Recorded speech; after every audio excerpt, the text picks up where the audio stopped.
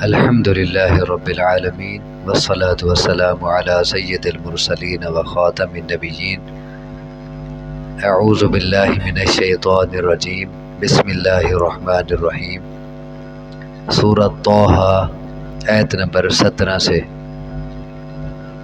وما تلک بیمینک یا موسیٰ، اور کیا ہے یہ تیرے دائیں ہاتھ میں اے موسیٰ۔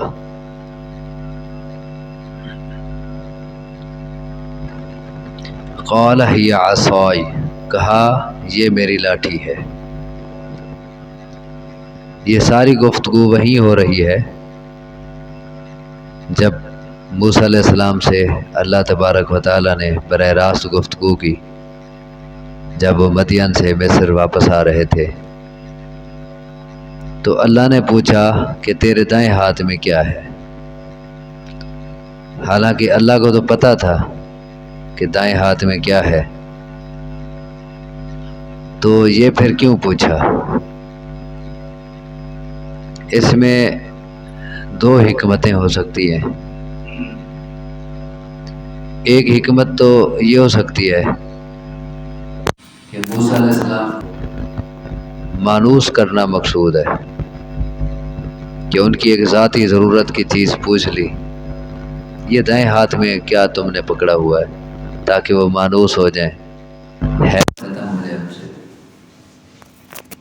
اور ایک حکمت یہ بھی ہو سکتی ہے کہ اس لاٹھی نے آئندہ چل کے ایک سانپ بننا تھا بہت بڑا، تو اللہ تبارک و تعالی اسے سانپ بنانے سے پہلے موسیٰ علیہ السلام سے اقرار کروانا چاہتے ہیں کہ دیکھ یہ کیا ہے، دیکھ لے، لاٹھی ہے نا، لاٹھی ہے، تاکہ آگے چل کے سانپ بنے اور پھر انہیں پتہ چلے کہ یہ ایک کیسے لاٹھی تھی اور کیسے سانپ بن گئی۔ یہ حکمت بھی ہو سکتی ہے۔ وما تلک بیمینک یا موسیٰ، اور کیا ہے یہ تیرے دائیں ہاتھ میں اے موسیٰ۔ قال ہی عصائی، کہا یہ میری لاٹھی ہے۔ اتوکأ علیہا، میں ٹیک لگاتا ہوں اس پر۔ وأحش بہا علی غنمی، اور میں پتے جھاڑتا ہوں اس کے ذریعے اپنی بکریوں پر۔ یعنی پتے جب اونچے ہوتے ہیں تو لکڑی سے، اسی لاٹھی سے پتوں پہ مارتا ہوں، وہ جھڑتے ہیں، بکریاں کھاتی ہیں، اور میں پتے جھاڑتا ہوں اس کے ذریعے اپنی بکریوں پر۔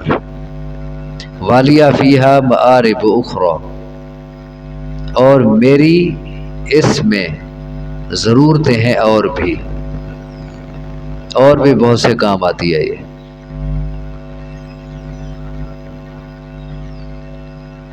اب اللہ تعالیٰ نے پوچھا دائیں ہاتھ میں کیا ہے،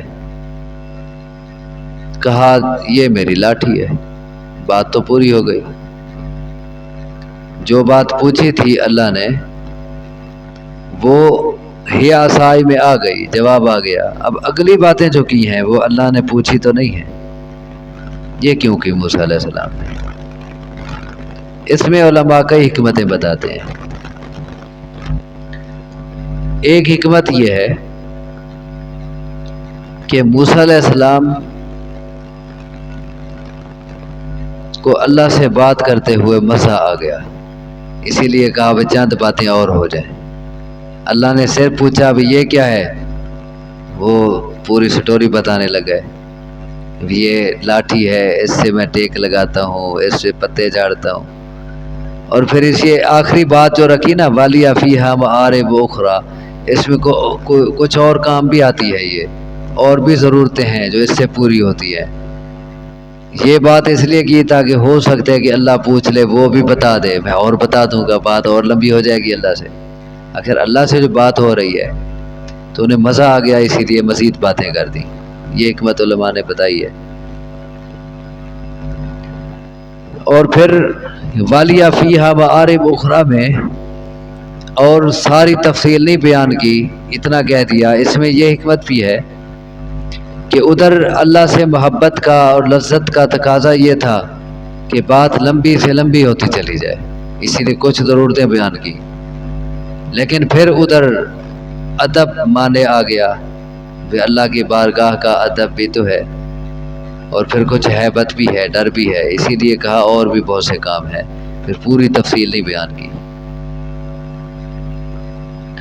کہا یہ میری لاٹھی ہے، میں اس پر ٹیک لگاتا ہوں اور اس کے ذریعے اپنی بکریوں پر پتے جھاڑتا ہوں، اور میرے لیے اس میں معارب اخرى اور بھی ضرورتیں ہیں۔ قال القھا یا موسیٰ، کہا اسے پھینک دے اے موسیٰ۔ فالقاھا، اسے پھینک دیا، اللہ کا حکم تھا اسے پھینک دے، پھینک دیا۔ فاذا ہی حیۃ تسعیٰ، بس اچانک وہ سانپ تھا دوڑتا ہوا۔ جو ہی لاٹھی پھینکی، ایک اور جگہ ہے کہ وہ عام سانپ بھی نہیں بلکہ اژدہا بن گیا، بہت بڑا سانپ، اور وہ باقاعدہ حرکت کرنے لگا۔ قال خذھا، اللہ نے کہا پکڑ اسے، ولا تخف، اور ڈر نہ۔ لگتا ہے موسیٰ علیہ السلام ڈر گئے تھے، اسی لیے کہا ڈر نہ، پکڑ اسے۔ اور ایک اور جگہ آتا ہے کہ موسیٰ علیہ السلام نے جب لاٹھی پھینکی، بہت بڑا سانپ بن کے دوڑنے لگا وہ۔ موسیٰ علیہ السلام ڈر کے بھاگے اور پیچھے مڑ کے بھی نہ دیکھا، اتنا ڈرے۔ اگر انسانی فطرت تھی، اور پھر یہ بھی دلیل ہے کہ غیب نہیں جانتے تھے، اگر غیب جانتے ہوتے سمجھ جاتے کہ یہ اللہ کی طرف سے معجزہ ہے، لیکن غیب چونکہ نہیں جانتے تھے اور انسانی فطرت تھی کہ ایک بڑی خطرناک چیز دیکھ کے ڈرنا، اس لیے ڈر گئے، ڈر کے بھاگے، مڑ کے بھی نہ دیکھا۔ ولم یعقب، اللہ نے کہا ڈر نہ، پکڑ اسے۔ خذھا، پکڑ اسے، ولا تخف، اور نہ ڈر۔ سنعیدھا سیرتھا الاولی، ان قریب ہم لوٹا دیں گے اسے اس کی پہلی حالت میں، سیرت حالت، ان قریب لوٹا دیں گے ہم اسے اس کی پہلی حالت میں، یعنی جو ہی تو اسے پکڑے گا وہ تیرے ہاتھ میں لاٹھی ہوگی، وہ سانپ نہیں ہوگا۔ اب یہ اللہ نے کیوں دکھایا اس طرح کر کے؟ اصل میں یہاں تو اس کا کام نہیں تھا، کام تو اور جگہ آنا تھا اس نے۔ تو اس میں دو حکمتیں ہو سکتی ہیں۔ ایک حکمت یہ ہو سکتی ہے کہ موسیٰ علیہ السلام کو پہلے اس کی پریکٹس کرا دی جائے اور پہلے دکھا دیا جائے کہ عین میدان میں ڈر نہ جائیں جہاں مقابلہ ہونا ہے، کہ وہاں فرعون کے دربار میں بھی لاٹھی پھینکنی ہے، سانپ بننا ہے، مقابلہ ہونا ہے، یہ معجزہ ظاہر کرنا ہے، تو وہاں میدان میں ڈر گئے پھر تو شکست ہے، ڈر کے بھاگے۔ اسی لیے پہلے ہی پریکٹس کرا دی گئی، پہلے ہی نظارہ کرا دیا گیا تاکہ وہاں جمے رہیں، مضبوط رہیں۔ یہ حکمت ہو سکتی ہے۔ اور بعض علماء نے یہ حکمت بھی لکھی ہے اس کی کہ اللہ تبارک و تعالی حضرت موسیٰ علیہ السلام کو اپنی طاقت دکھانا چاہتا تھا، اپنی طاقت دکھانا چاہتا تھا، اپنی قدرت دکھانا چاہتا تھا، کیونکہ بھیجنا تھا فرعون کے پاس، اور فرعون بڑا جابر ظالم بادشاہ تھا، اور موسیٰ علیہ السلام اس کے پاس جانے سے گھبرا سکتے تھے، بلکہ کچھ گھبرائے بھی صحیح، کچھ باتیں کی انہوں نے۔ تو اللہ تبارک و تعالیٰ ان کو اپنی طاقت دکھانا چاہتے ہیں کہ دیکھ میرے حکم سے ایک آن کی آن میں بے جان لاٹھی کتنا بڑا خطرناک سانپ بن گئی، اور اس میں حرکت آ گئی، جان آ گئی، دوڑنے لگ گئی، اور پھر دوبارہ میرے ہی حکم سے ایک آن کی آن میں ایک بہت بڑی خطرناک چیز ایک بے جان لاٹھی بن گئی۔ میری اتنا قدرت ہے، میرے حکم سے میں جو چاہوں اپنے حکم سے کر سکتا ہوں۔ اسی لیے فرعون وہ جتنا بڑا ظالم اور اپنے آپ کو بڑا کہلاتا ہے، وہ میرے حکم کے آگے کیا ہے، جا، میری طاقت اتنا ہے۔ اللہ اس کو اپنی طاقت دکھانا چاہتا تھا۔ تو بڑی پیاری حکمت علماء نے لکھی ہے، کوئی بھی حکمت ہو سکتی ہے۔ کہا پکڑ اسے اور ڈرنا، ان قریب ہم اسے لوٹائیں گے اس کی پہلی حالت میں۔ وَضْمُمْ يَدَكَ إِلَى جَنَاحِكَ، اور ملا اپنا ہاتھ اپنے پہلو سے۔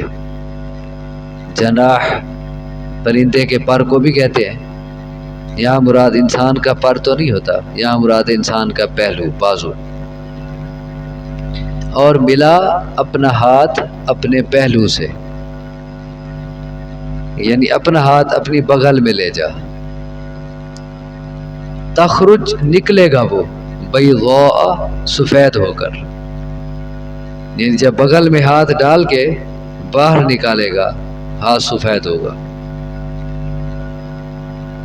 من غیر سوء، بغیر کسی تکلیف کے، یعنی سفید جو ہوگا وہ جو برس کی بیماری ہو جاتی ہے وہ سفیدی نہیں ہوگی، یہ اور سفیدی ہے، ایک معجزے کے طور پہ ہوگی، ایک چمک ہوگی سفیدی۔ ملا اپنا ہاتھ طرف اپنے پہلو کے، یعنی بغل میں ہاتھ لے جا، نکلے گا وہ بیضاء سفید ہو کے، من غیر سوء بغیر بیماری کے۔ آیتن اخری، یہ ایک اور نشانی ہے، یہ دو نشانیاں ہو گئیں، ایک لاٹھی اور ایک ید بیضاء۔ لنریک من آیاتنا الکبری، تاکہ ہم دکھائیں تجھے اپنی بڑی نشانیوں میں سے کچھ، اپنی بڑی بڑی نشانیوں میں سے، اس قدرت میں ہماری اور بڑی بڑی نشانیاں موجود ہیں، ان میں سے کچھ تجھے دکھانا چاہتے ہیں، یہ دو دکھا دیں۔ اب کرنا کیا ہے؟ اذهب الى فرعون، جا طرف فرعون کے، انہ طغی، بے شک وہ سرکش ہو گیا، وہ حد سے آگے نکل گیا۔ کتنا حد سے آگے نکلا تھا وہ تو یہ کہنے لگا تھا انا ربکم الاعلی، تمہارا سب سے اونچا رب میں ہوں، وہ حد سے آگے نکل گیا ہے، اس کے پاس جا۔ اب کام بڑا مشکل تھا، ایک تو اللہ نے چنا واحی کی، نماز کا حکم دیا، عبادت کا حکم دیا۔ اب یہ جو اگلا کام ذمہ لگایا کہ فرعون کے پاس جا، اب فرعون ایک تو ظالم ہے، بڑی بڑی سخت سزائیں دیا کرتا تھا، دوسرا موسیٰ علیہ السلام اس سے پہلے ہی بھاگے ہوئے، ان کا بندہ مارا تھا، وہاں سے ڈر کے اسی لیے تو نکلے تھے، تھپڑ مارا، بندہ مر پڑا، وہ بندہ فرعون کا تھا۔ اب وہ پکڑنے کے لیے بھاگے، موسیٰ کو پکڑیں قتل کریں، یہ نکل گئے مدین میں، اب وہاں سے واپس آ رہے ہیں۔ اب کتنا خطرناک کام ہے کہ ایک طرف بادشاہ ہے ظالم، اور وہ تلاش میں ہے اور قتل کی کوشش میں ہے کہ یہ ہمارا بندہ مار کے گیا تھا، اب اسی کے دربار میں پہنچنا ہے اور وہیں جا کے اس کو تبلیغ کرنی ہے اور اسے کہنا ہے رب تو نہیں، رب وہ ہے۔ کتنا بڑا مشکل کام، ذرا نقشے میں ایک تصور میں لے آئے۔ تو اسی لیے موسیٰ علیہ السلام نے فوراً کیا کیا؟ اللہ کی طرف رابطہ کیا، قال رب اشرح لی صدری۔ جب مشکل حالات آ جائے نا، جب اسباب سارے ختم ہوتے نہ دکھائی دیں، ظاہری اسباب نہ ہوں، راستے بند نظر آئیں، پھر کیا کریں؟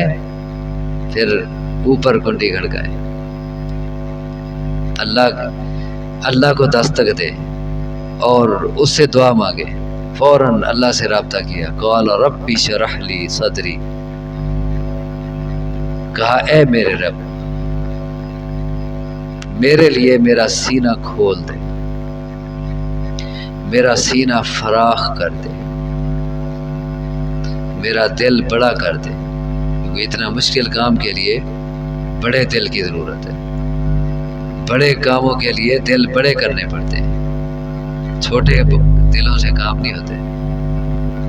کہا اے میرے رب میرے لیے میرا سینہ کھول دے، ادھر دعا مانگ رہے ہیں اور ادھر اللہ نے بغیر دعا کے کہا الم نشرح لک صدرک، وہ کسے کہا تھا ہے پتہ؟ ہمارے پیغمبر صلی اللہ علیہ وسلم۔ ادھر موسیٰ علیہ السلام جو چیز دعا سے مانگ کے لے رہے، ادھر اللہ نے خود کہہ دیا الم نشرح لک صدرک، کیا ہم نے آپ کے لیے آپ کا سینہ کھول نہیں دیا؟ کہ لوگ تانے دیتے ہیں، لوگ مارتے ہیں، تکالیف دیتے ہیں، گالیاں دیتے ہیں،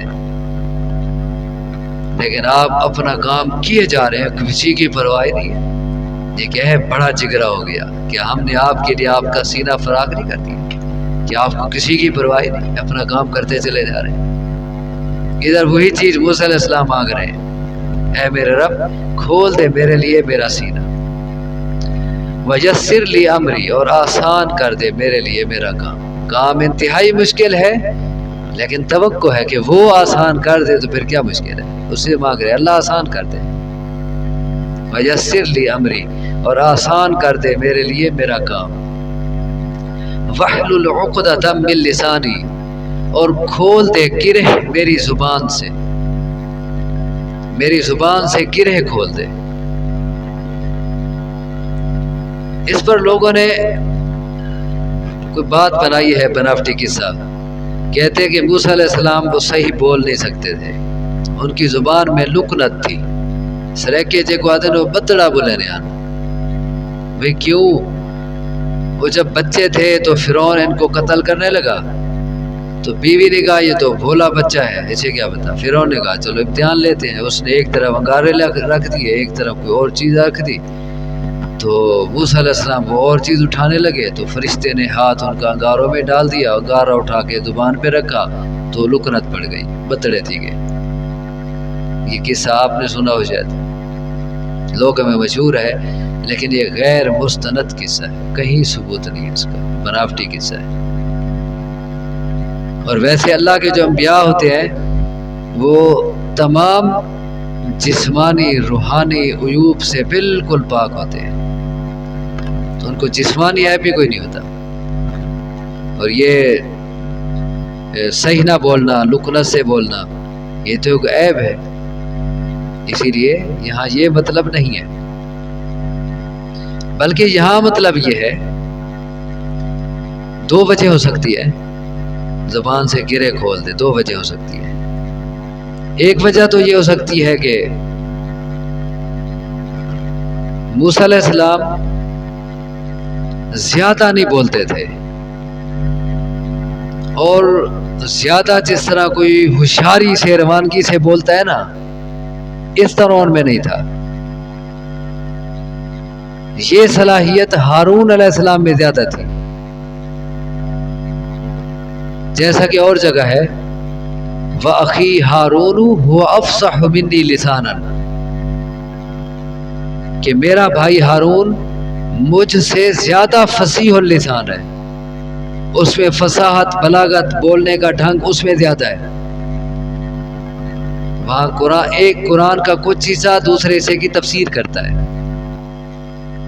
ایک جگہ بات واضح نہیں ہوتی اور جگہ واضح ہو جاتی ہے، تو یہاں یہ وجہ ہو سکتی ہے،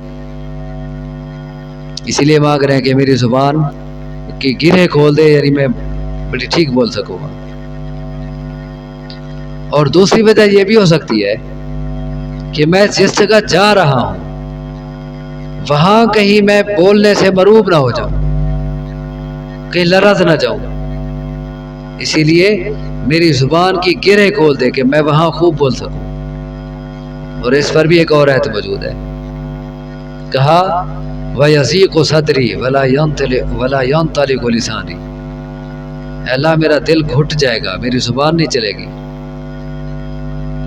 یعنی فرعون کے دربار میں کہیں ایسا نہ ہو جائے، اسی لیے میری زبان کی گرہ کھول دے کہ میں ٹھیک ٹھاک بول سکوں گا۔ یفقہوا قولی، کہ وہ سمجھ لے میری بات۔ اصل مقصد یہ ہے ساری دعا کا، مقصد اپنی واہ واہ کرانا نہیں ہے کہ میں اچھا بول سکوں، لوگ کہیں کیا خوب بیان کیا ہے، یہ نہیں۔ انسان پیغام لے کے جائے، مقصد کیا ہو کہ میں پیغام اللہ کا اس انداز میں بیان کروں کہ لوگوں کو ہی سمجھ میں آ جائے، ان کے پلے کچھ پڑ جائے، میری واہ واہ یہ مطلوب نہیں ہے، بلکہ خالص اللہ کی رضا مقصود ہے. خالص یہ جذبہ ہے کہ میری بات جو پیغام لے کے جا رہا ہوں ان کی سمجھ میں آ جائے، وہ سمجھ لیں. اسی لیے مانگ رہے ہیں کہ میری زبان کی گرہ کھول دے، میرا دل فراغ کر دے، میرا کام آسان کر دے، کہ ان کی سمجھ میں بات آ جائے. یفقہوا قولی، کہ سمجھ لیں وہ میری بات. واجعل لی وزیرا من اہلی، اور بنا میرے لیے معاون میرے اہل میں سے. ہارون آخی، ہارون کو جو بھائی ہے میرا. وزیر معاون کو کہتے ہیں.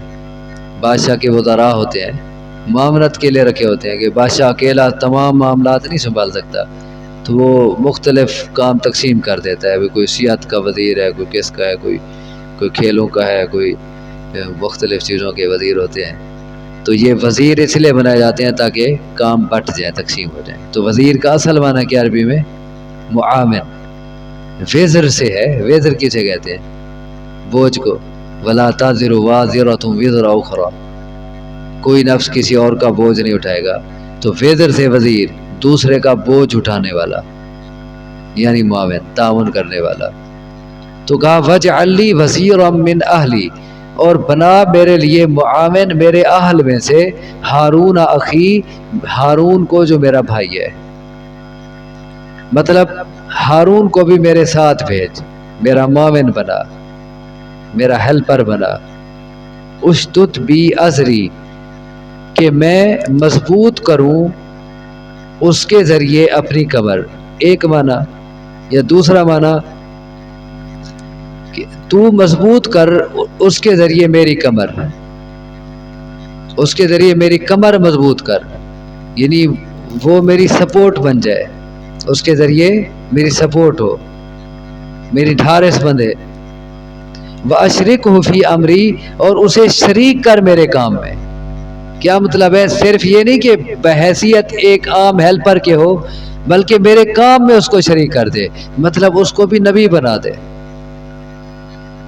اور یہ بڑے دل جگرے کی بات ہوتی ہے، انسان اوروں کو بھی دینی کام میں شریک کر لے.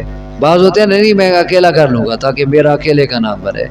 تو دینی کام اکیلے کرنے سے نہیں بنتے، بلکہ اور بندے ساتھ ملانے پڑتے ہیں. آدمی اوروں کو شریک کر لے، اوروں کو بھی موقع دے. وَأَشْرِكْهُ فِي أَمْرِي، اور شریک کر اس کو میرے کام میں، مطلب اس کو بھی میرے ساتھ نبی بنا دے، نبوت میں شامل کر. کئی نسبحک کثیرا ونذکرک کثیرا، تاکہ ہم تسبیح بیان کر سکیں تیری بہت زیادہ، اور ذکر کر سکیں تیرا بہت زیادہ. کہ دونوں مل کے کام کریں گے نا، کام کچھ تقسیم ہو جائے گا، بٹ جائے گا. تیرے ذکر کا، تیری عبادت کا ہمیں زیادہ موقع مل جائے گا. اور ہم تبلیغ بھی صحیح، ذکر میں تبلیغ بھی آ جاتی ہے، ہم دونوں مل کے تبلیغ صحیح کر سکیں گے، تاکہ ہم تسبیح کریں تیری بہت زیادہ، اور ذکر کریں تیرا بہت زیادہ. انک کنت بنا بصیرا، بے شک تو ہی ہمیں دیکھنے والا ہے. یعنی ہم تیرے سامنے ہیں، جو کچھ کر رہے ہیں تیری رضا کے لیے کر رہے ہیں. تو ہمیں دیکھنے والا ہے. تو نے جیسے بچپن میں ہمارا ساتھ دیا، ہمیں سنبھالا، اللہ اب بھی تو ہمارا ساتھ دے. اللہ سے دعا ہے مجھے آپ کو سمجھنے کی، عمل کی توفیق عطا فرمائے. اقول قولی ھذا واستغفر اللہ لی ولکم، وآخر دعوانا ان الحمد للہ رب العالمین.